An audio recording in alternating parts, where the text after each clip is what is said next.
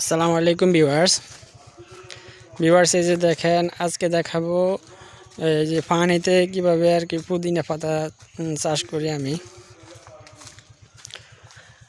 এই দেখেন ভিউয়ার্স একটা দৌদির এই যে কাপ,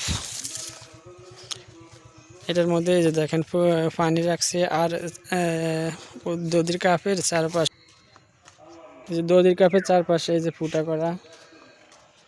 আসলে এই ফুটার মধ্যে দিয়ে দেখেন যে ছোট কাটিংগুলো আছে এগুলা ভিতরে দিয়ে দিলেই 1 সপ্তাহ কি 10 দিনের ভিতরে সবগুলোতে যে শিকড় চলে আসবে এবং কি পানির মধ্যে শিকড়ে জমাট বেঁধে একটা এই যে কাটিংও মারা যাবে না। আর ভিউয়ার্স এই যে দেখেন আরেকটা ছোট আইসক্রিমের বক্স, আর এটার দেখেন উপর দিকে এই যে দেখেন 30-35টার মতো এই যে ছোট ছোট দেখেন ফুটা, আর ভিতরে দেখেন এই যে পানি।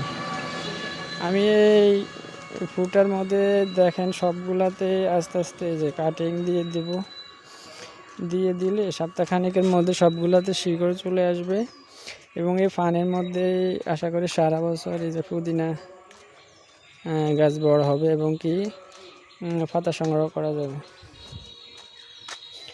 তো ভিউয়ার্স এই যে দেখেন এখান থেকে একটা দুইটা এই যে কাটিং করে আমি দেখাতেছি আপনাদের। এই যে দেখেন এইভাবে এই যে পানির মধ্যে চুবিয়ে রাখলে সপ্তাহখানেকের মধ্যে এগুলা থেকে যে 2-3টা করে শিকড় গজাবে এবং কি এগুলা এই যে গাছ আরও তাজা হয়ে যাবে।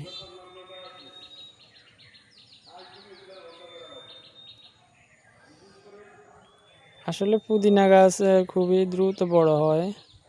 এই যে এগুলা হচ্ছে ধনিয়া গাছ বা কলমি শাকের মতো, একবার রোপণ করলে এই তারপরে বারবার কাটা যায় এবং কাটার পরে আবার নতুন করে শাখা প্রশাখা গজায়। তো ভিউয়ার্স দেখেন আমি এই যে হোলগুলো আছে সবগুলাতে আমি এই যে কাটিং কেটে দিয়ে দেব, আস্তে আস্তে সবগুলাতে আমি কাটিং দিয়ে দিব। দিয়ে দেওয়ার পরে আশা করি সবগুলোই তাজা থাকবে পানিতে দিয়ে দেওয়ার কারণে। এই যে দেখেন এগুলা আসলে এই যে পাশে যেগুলো আছে এগুলো মাটিতে, যে মাটিতে আসলে মাঝে মাঝে সমস্যা হয় আর কি, মাটি শুকায় যায়, পানি দেওয়া লাগে। আর পানিতে যদি রোপণ করি তাহলে ভিউয়ার্স পানি দেওয়ার সমস্যা থাকে না, পানিতে সব সময় থাকে। আর এই যে দেখেন ছোট ছোট যে কাটিংগুলো আছে আমি এই যে এগুলা দিয়ে দিতেছি।